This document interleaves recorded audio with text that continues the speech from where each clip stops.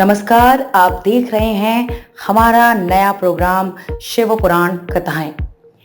हम इस प्रोग्राम में भगवान शिव से जुड़ी विभिन्न कथाओं के बारे में जानेंगे।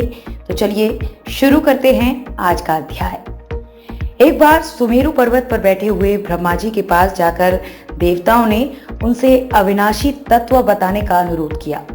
शिव जी की माया से मोहित ब्रह्मा जी उस तत्व को न जानते हुए भी इस प्रकार कहने लगे कि मैं ही संसार को उत्पन्न करने वाला स्वयंभू अजन्मा एकमात्र ईश्वर अनादि भक्ति ब्रह्म घोर निरंजन आत्मा हूँ। मैं ही प्रवृत्ति और निवृत्ति का मूलाधार सर्वलीन पूर्ण ब्रह्म हूँ। ब्रह्मा जी ऐसा कि पर मुनिमंडली में विद्यमान विष्णु जी ने उन्हें समझाते हेतु कहा कि मेरी आज्ञा से तुम तो सृष्टि के रचयिता बने हो, मेरा अनादर करके तुम अपने प्रभुत्व की बात कैसे कर रहे हो। इस प्रकार ब्रह्मा और विष्णु अपना अपना प्रभुत्व स्थापित करने लगे और अपने पक्ष के समर्थन में शास्त्र वाक्य उद्धृत करने लगे। अंततः वेदों से पूछने का निर्णय हुआ तो स्वरूप धारण करके आए चारों वेदों ने क्रमशः अपना मत 6 इस प्रकार प्रकट किया। ऋग्वेद, जिसके भीतर समस्त भूत निहित हैं तथा जिससे सब कुछ प्रवृत्त होता है और जिसे परमात्मा कहा जाता है, वो एक रुद्र रूप ही है। यजुर्वेद, जिसके द्वारा हम वेद भी प्रमाणित होते हैं तथा जो ईश्वर के संपूर्ण यज्ञों तथा योगों से भजन किया जाता है, सबका दृष्टा वो एक शिव ही है। सामवेद, जो समस्त संसारी जनों को भरमाता है, जिसे योगी जन ढूंढते हैं और जिसकी भ्रांति से सारा संसार प्रकाशित होता है, वो एक त्र्यंबक शिवजी ही हैं। और अथर्ववेद, जिसकी भक्ति से साक्षात्कार होता है और जो सब या सुख दुख अतीत अनादि ब्रह्म है, वे केवल एक शंकर जी ही हैं। विष्णु ने वेदों के इस कथन को प्रताप बताते हुए नित्य शिवा से रमण करने वाले दिगंबर पीत वर्ण धूल धूसरित प्रेमनाथ कुवेटाधारी सर्वावेष्टित प्रपन्नवाही निसंग शिवजी को परब्रह्म मानने से इनकार कर दिया। ब्रह्म विष्णु विवाद को सुनकर ओंकार ने शिवजी की ज्योति नित्य और सनातन पर ब्रह्म बताया, परंतु फिर भी शिव माया से मोहित ब्रह्मा विष्णु की बुद्धि नहीं बदली।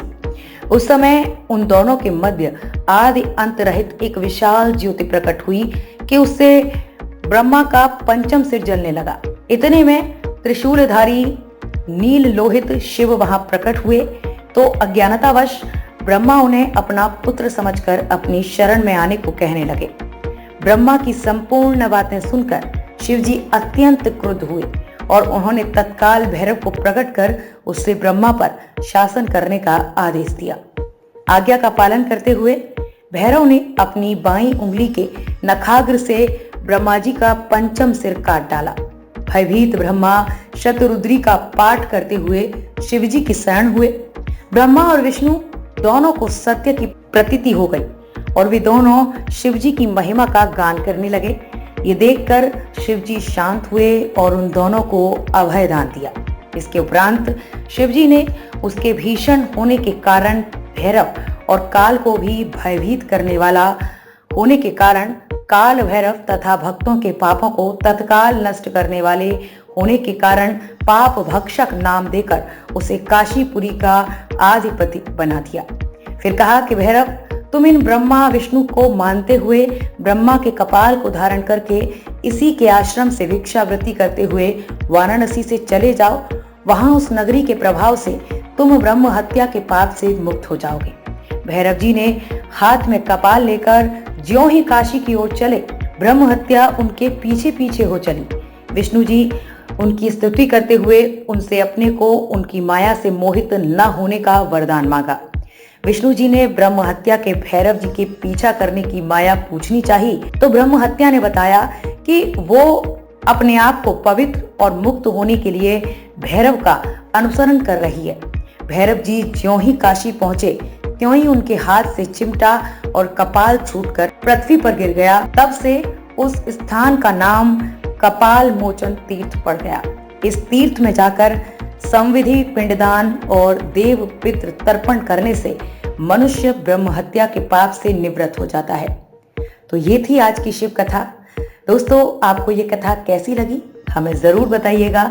हमारे कमेंट बॉक्स में कमेंट करना ना भूलिएगा और आगे ही शिव पुराण की उन तमाम कथाओं के बारे में जानने के लिए हमारे चैनल से जुड़े रहिएगा।